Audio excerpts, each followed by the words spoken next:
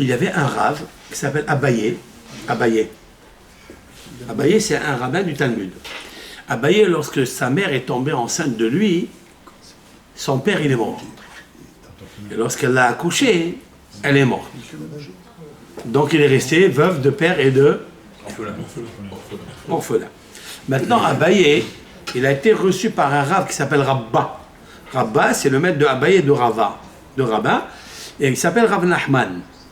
Et lorsque Abaye, il entendait, écoutez ça, il entendait qu'il y avait des rabbins de la yeshiva qui terminaient un Talmud. Ouais, il terminait Masechet Berachot, Betsa. Il faisait une séouda, lui. Lui-même faisait une séouda. C'est magnifique, ça. C'est lui-même qui faisait une séouda. Alors j'ai me posé la question, mais pourquoi il n'y a que lui qui a été habitué à faire une séouda à Abaye? Pourquoi? Je me suis intéressé, j'ai fouillé un peu dans les livres, j'ai trouvé que le Harizal, donc le Harizal, à Kadosh, il a dit que il est comme Yitro. Écoutez ça, c'est très puissant ce qui est marqué ici. Que Abaye, il est la même configuration dimensionnelle de l'âme de Yitro. Abaye, c'est un juif. Il est né d'un tzaddik. Il n'y a pas une page de Talmud où il n'y a pas Abaye Berava. Oui? Il dit non, il a la même dimension que Yitro. Pourquoi? Yitro, il était converti. Quand quelqu'un il est converti à Dieu, il se déracine de papa et de maman.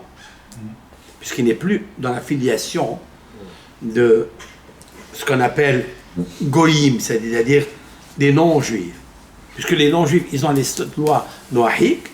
Maintenant que Yitro, il sort de là, puisqu'il accepte d'être dans le judaïsme, d'accepter toute la Torah entière, donc il devient orphelin de son père, de sa mère. Vous me suivez? Abaye, il est orphelin de son père et de sa mère. Il dit, Abaye, mais il est juif, oui, mais il dit, je veux faire comme Yitro.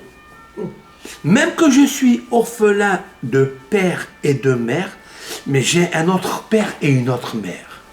J'ai mon père du ciel, qui est mon seul repère. Jamais commettre des impairs. Mais des fois, il a une paire de conseils, c'est sa mère. Que quand il est amer, il plonge dans la mer, c'est-à-dire la Shekhinah. Donc, en fait, Yitro, il s'est attaché à Akadosh Baruch Hu et à la Shekhinah. Ce sont papa et maman les vrais. Abaye, il dit, moi, j'ai plus de père, j'ai plus de mère. Qu'est-ce que je peux faire pour être comparé à celui que la Torah, elle a donné une paracha, une section. Pour lui, qu'est-ce qu'il a fait, cet homme? Il a fait une séouda. C'est toi, tu fais une séouda, l'ishloma shel Torah.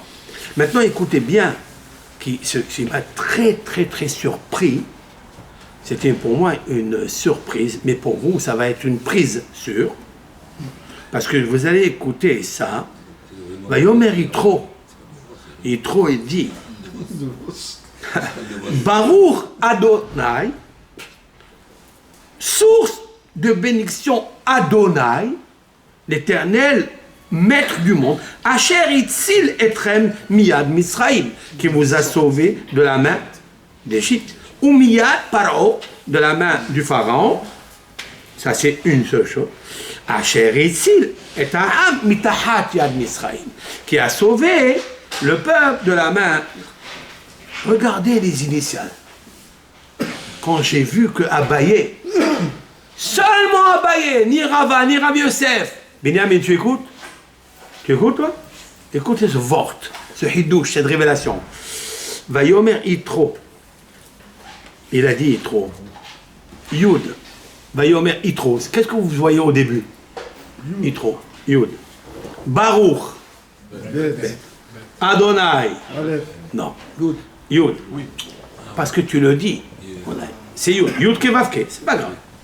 Donc tu as Yud, Yitro, Baruch, Bet, Amonai, Yud, Asher, Aleph, Aleph, Bet, Yud, Yud, Abaye. Abaye. C'est qui Abaye? C'est le Rav. Ça veut dire que le Rav, qui est venu 2000 ans après, il voit dans la Torah, c'est ça qui est très intéressant dans notre chère Torah, c'est qu'il y a tout. Si je veux savoir comment, où est la traçabilité, où est la racine dans la Torah de l'événement que Abaye, pourquoi ça s'appelle Abaye? Il y a un verset qui dit Asher, Becha, Yeroham, Yatom. Je vous explique. Ne vous envolez pas. Hein. Asher, par toi, Becha, Asher, Becha, par toi, Yeroham, soit consolé, Yatom, l'orphelin. C'est beau ça. Il était orphelin de père et de mère. Comment il va être consolé? En offrant à un Talmid Chacham qui termine une Gemara, comme l'a fait jadis Yitro, avant lui, lorsqu'il s'est converti, il est devenu en fait orphelin vis-à-vis d'Hachem.